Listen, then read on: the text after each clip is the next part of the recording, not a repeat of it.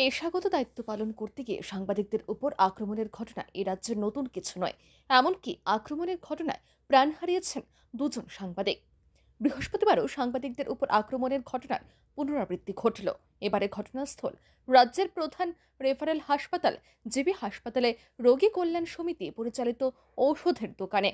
সরকারি জমিতে স্থাপিত আরকেএস ফার্মা নামে ওই ঔষধের দোকানটি মূলত রোগীরা যেন বাজার দরের তুলনায় কম দামে ওষুধ পান সেই উদ্দেশ্যে খোলা হয়েছিল। অভিযোগ, বৃহস্পতিবার কোনো এক ক্রেতা এই আরকেএস ফার্মা থেকে ওষুধ কিনতে গেলে দোকানের কর্মীদের কাছ থেকে দুর্ব্যবহারের শিকার হন। এ সময় ঘটনাস্থলে উপস্থিত ছিলেন সাংবাদিক ভূপাল চক্রবর্তী। তিনি ঘটনা শুনে সংবাদ সংগ্রহ করতে সংশ্লিষ্ট ওষুধের দোকানের সামনে যান। তখন কাউন্টারের ভেতরে থাকা এক ব্যক্তি সাংবাদিকের হাতে থাকা মোবাইল ফোন ছিনিয়ে নেন। এদিন দুর্ব্যবহারের শিকার এক ব্যক্তি জানান, দোকানের ভেতরে থাকা এক ব্যক্তি তার সাথে দুর্ব্যবহার করেছে। এই সংবাদ সংগ্রহ করতে গিয়েছিলেন এক সাংবাদিক, তার সাথেও লোকটি দুর্ব্যবহার করেন বলে অভিযোগ করেন তিনি। ওষুধটা আমি নিয়ে আসি দাদামু, তো তারা কইছে আছে কইছে আমার দাঁড়া করাইছে, তো আমি ঠিক আছে দাঁড়াইছি। আবার এরকম কইছে যে লোক আছে একটু পরে দিব, আমি আচ্ছা ঠিক আছে। তো দাঁড়াইলাম, তো কিছুক্ষণ পরে তাই ওষুধটা বাইক করছে, বাইকের সেটা কইতেছে 68 টাকা দিতাম। তো আমি কে 68 টাকা দেবো, আমি কইছি 67 টাকা 81 পয়সা আছে কেন, আপনারা পারলে একটু কম রাখেন, কম তো রাখতেই পারেন। হ্যাঁ, আমি 65 টাকা দিয়ে দিই। তো তাই না কইছে না, এটা রেট যা আছে তাই দিতে দিব। তা হ্যাঁ, আমি ঠিক আছে তাহলে 67 টাকা 81 পয়সা আমি দিয়ে দেবো, ক্যাশ দিয়ে দেবো। তো না, অনলাইন দিতে দিব। আচ্ছা ঠিক আছে, আমি অনলাইনে দেবো। তাহলে তাই না কইতেছে 68 টাকা দিতাম, আমি 68 টাকা কেড়ে দেবো।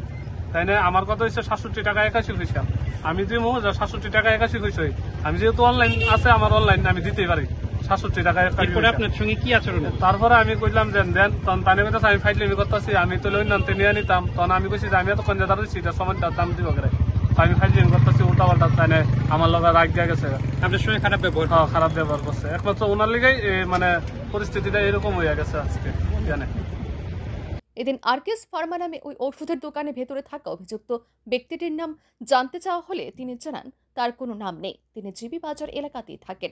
জিবি হাসপাতালে এমএস তাকে ভালোভাবে চেনেন বলে দাবি করেন তিনি।